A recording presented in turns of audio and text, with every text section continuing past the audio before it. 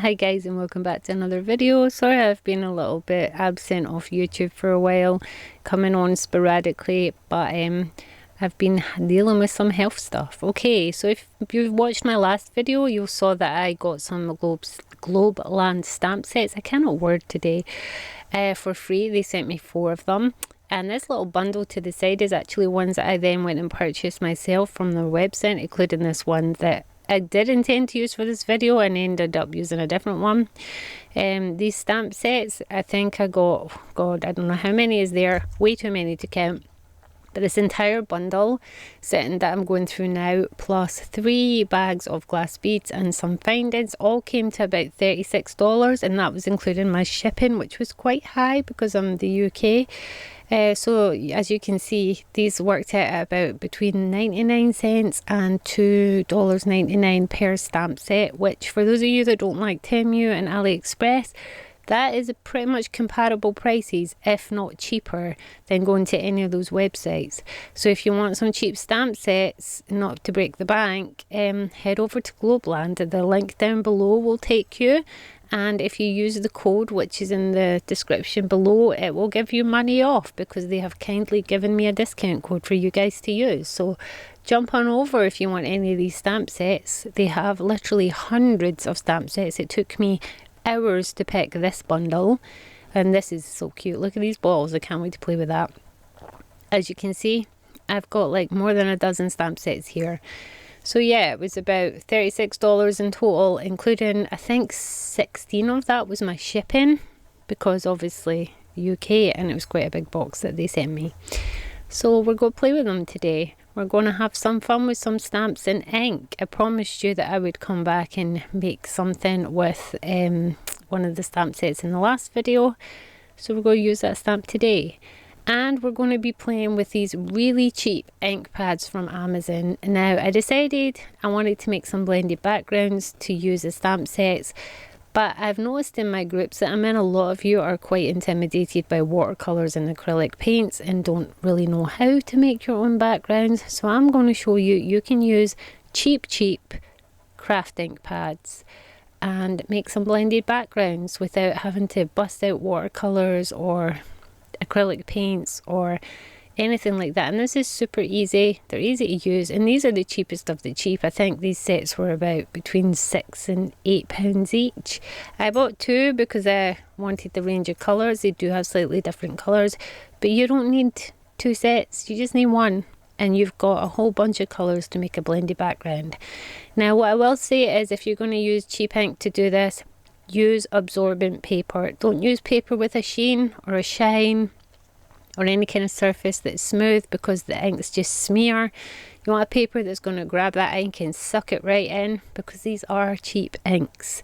So you just have to be aware of that. Okay, so today, because it is October and one of my favourite months, we are going to be making some Halloweeny themed, well, a Halloweeny themed journaling card. So I've decided to go for a Starry Night theme here, just for a wee background. I'm going from pinks through purples to blues. Now I'm using blending brushes, which to be honest is probably the best way to get a blended background. So these are also very cheap, a set from Amazon. So they are also on my Amazon storefront in the link down below. If you do buy anything from my Amazon storefront, it does not cost you anything. It is just the price that Amazon sells these items for. But they pay me a few pennies commission for every sale that comes through my storefront, which enables me to keep on making videos. Okay, so I'm just going to work through from my lightest pink through sort of like a graduation from pinks to purples to the blues. Now this brush here, I was having a problem with this particular brush. I think it's because I'd used this brush on something else and there was like a residue. It did not want to pick up the ink. At first I thought, oh, it's cheap inks, this was a bad idea. But when I switch brushes, I have no problems with the inks with any of the other brushes, just this one. So it is not the inks, it was my brush. And also the filming of this for some reason makes my background look very patchy. That is just the lighting. When you see the photo at the end of this video, you'll see that the card was quite vibrant and quite saturated, that it's just the bright lighting shining off the wet ink that's making it seem like this card's a little bit dull and a little bit patchy. It is much nicer in person and very saturated. So bear that in mind if you're going to buy the cheap inks to do this. Now the best way to make the blend is to put a stripe of colour across your page, and then go back and do little circles and just go over the edges, thinning out the edges for every colour, and it will make a nice little blend. It won't look too stripy, it will actually look quite blended. As you can see here, overlap your colours, little circles, just blending them into one another. And if you work quickly, very quickly, this is not speeded up or anything, this is how fast I'm going, your ink is still wet enough that they will blend into one another, and you can make a million different blended backgrounds using this. See, I'm trying to go for in an order so that the blues get progressively darker. This was the one that I thought would go best with the purple. As you can see, I changed brush and boom, no more hassle trying to get that ink on there. One swipe, that's all it took. It's definitely the brush. Next blue. It's a little bit darker. I just kind of overlapped that blue a bit because that one was quite light. As you can see with a different brush, I'm hardly even touching the ink pads anymore. I was trying to decide which of these was the darker one because, you know, I want a graduation. And they ended up both being kind of similar blues anyway. So just keep working in circles. You can add more ink as you go. You can blend over the stripes you've already did. Totally up to you, and you didn't even need to make it stripy. You could do like plotchy platches. I can't even speak today. I don't know what's wrong with me. Just had a hard couple of weeks. So that blue didn't end up being very dark. So what I'm going to do is take black right at the end and just using a little blending brush that already has black on it, just add a little bit black to the bottom and then blend that out too. And it just gives it like the illusion of a more navy blue at the very end. So there we have a little blendy background. Even though it doesn't look so good in this camera, you'll see the picture at the end. It is actually much nicer than it is appearing on film. I don't know why cameras do that. It must be the lighting, but it does look a lot better than it appears here. Okay, so I'm just cleaning that ink up because it was very messy. And I'm going to start using some of the texture stamps that I was gifted. So I'm going to pick a colour that I've used in the background. I was trying to decide there if I wanted blue or purple, and I'm just going to, without an acrylic block, I'm just going to randomly slap that stamp down with the purple and give myself some texture and grunginess. If you're somebody that doesn't like grunginess, you don't need to do that. You would just, you know, move on to stamping your images next. I like grungy. I like things to look a little bit dirty and old. Now this stamp set here is absolutely adorable. It's got one huge one that looks like a background stamp where the toadstools stretch right across the entire stamp. I mean, look at it. So I decided I'm going to use my stamping pad for this, just to keep things in place so I can stamp it more than once and get a really dark impression. This thing is an amazing little buy. You can place your stamp and restamp it as many times as you want without it ever moving position. It's great. If you want one of these, this is also in my Amazon store link down below. Just go nosy all the pages of my store. Everything I've ever bought for doing anything on this channel is usually in that storefront. If you have any bother finding anything, just drop me a message and I will find it for you. Okay, so I decided to use this as kind of a background at the bottom. I am just so in love with toadstools that even when I'm attempting to make something starry night, it still somehow always has toadstools in it. So I used a Memento ink to do this rather than the cheap inks, because your cheaper inks are never going to give you a very precise stamping print. So that is one tip. If you're going to use cheap inks for a background, do not use them for stamping. Switch to your more expensive inks and you'll get a much crisper, clearer image. Cheap inks just don't give you that. It's to do with the formulation being a bit more watery, whereas more expensive inks are just much smoother and a little bit thicker. Okay, so I was going through these stamps trying to decide what else I'm going to put on this card, because this is going to be a journaling card. And I wanted something up the top now to balance off that pattern at the bottom. And I found these. Now, these are, I think, you could make bookmarks with these. I think they would look cute as bookmarks or like long tickets. I think if I printed them with some embossed gold on black and put some tassels at the bottom, these would be such epic little bookmarks. I might make some of them actually for next time I do an event. Make some bookmarks out of these because they're so cute. But today I'm going to use the moon one as the top of my journaling card. Don't be afraid to mix and match your stamps and just layer them up. I'm just playing with everything today, just making it up as I go. That's the best thing to do when you have a whole bunch of stamps that you've never played with. Just get out your inks, get out your paper and just start playing. Okay, I'm just lining it up exactly on the top of my card and then picking up the stamp and getting ready to print it. And everything I print on this card is going to be in black because I'm going to show you my favourite pens in a minute, and they are fabulous and they make everything better. So printing in black is totally fine because we're going to add the interest in a moment. Now at this point I could not decide on my focal image, that big blank space. I knew I needed something in there, but at this point I was undecided, completely forgetting that in the last video I promised to use the stamp set that had the moons and cats and toadstools, and you know, had a brain freeze and forgot that was why I was even making this video. That was the whole reason I even bought inks, to make a blended background, was to play with that stamp set.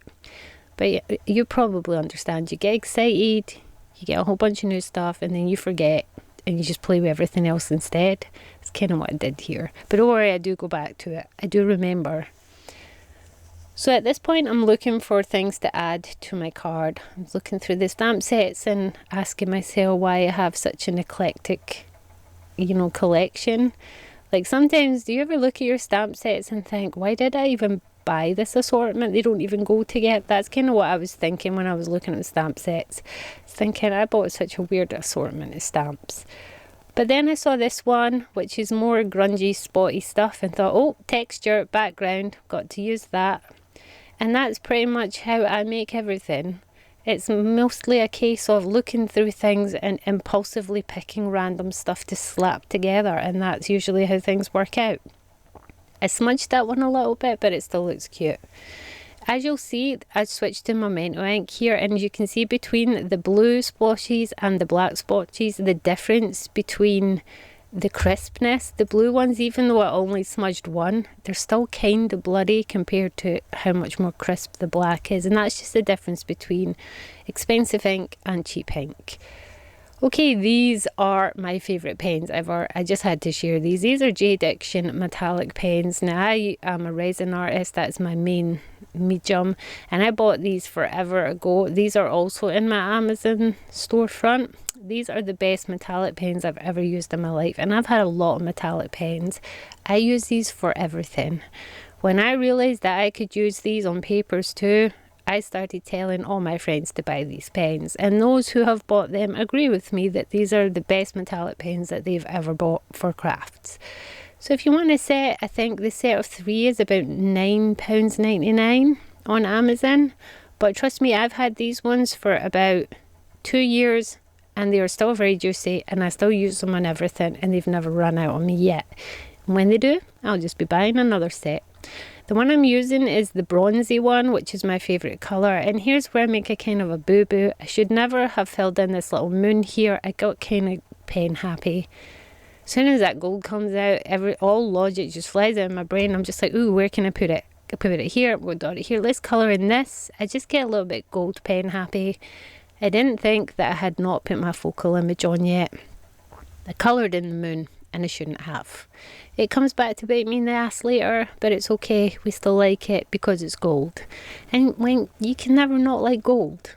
Like, it just has to be there. As you can see, gold fever kind of overtook me for a few seconds, and I decided to start colouring things in. But I feel like it kind of ties everything together, bringing the gold elements in. I had to restrain myself a little, otherwise I just started colouring in everything gold. But I think what I did was just enough. If I just only did not fill in the moon down below kind of, you know, if I'd have left that alone, this card would have been perfect. But it is what it is. I can probably paint over it later when you see the finished product with some black acrylic paint. Okay, so now I'm like, I really need to fill in this focal point. These are the texture stamps from my last video. I did think about adding some more, but that's just my compulsion to add texture to everything. These were some of the stamps that I thought I was going to use. I did think about it and then noticed that they had little words. So I'm going to steal some of those little words and use them before I move on to my focal stamp, which was the stamp set that I originally, bought the blended inks for. Are you like me? Do you forget your own plans and get just too enthusiastic about doing other things that nothing ever goes to plan? Okay, so I think these stamps are, one says date and one says a mushroom sample maybe. I can't actually remember, and when I'm editing this video I can't actually see it in the video, it's very tiny. So you can probably see it better on screen more than me, whatever that says that I'm stamping right now. So I decided to add some words because even though this is folded like a greeting card, I will be cutting it in half when I open it up and turning this into a journaling card so that you write on the back.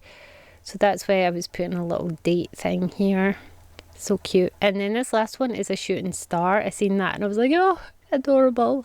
So I'm going to stick that a couple of places. That too will also be attacked by the gold pen. Wherever there is reason, the gold pen shall come out. I think it's kind of an addiction, to be honest. Do you have an addiction? Do you have one craft thing that you just compulsively use and overuse it whenever you get to use it? That's me with my gold pens. As soon as they come out, all hope is lost. You will be goldified. Okay, this was me trying to figure out the focal point, completely forgetting the whole purpose of this entire project was that particular stamp set. And it takes me a moment. Takes me a moment to remember the stamp set. So I decided to put stuff away while I was contemplating. Yes, we must add more gold. Told you, it's like a compulsion. I can't help it. Pen comes out, gold must be everywhere. I was restrained this time, I must admit. I did not paint my fingernails this time with my gold pen like I did the last time I played with it. Okay, at this point, I'm like, I need the focal point. What was my plan? And I remembered, yes, there it is, the stamp set from the last video that I said I was going to use. I almost forgot. And this is where I realised that the gold moon was right in the place where this stamp set was needed to be.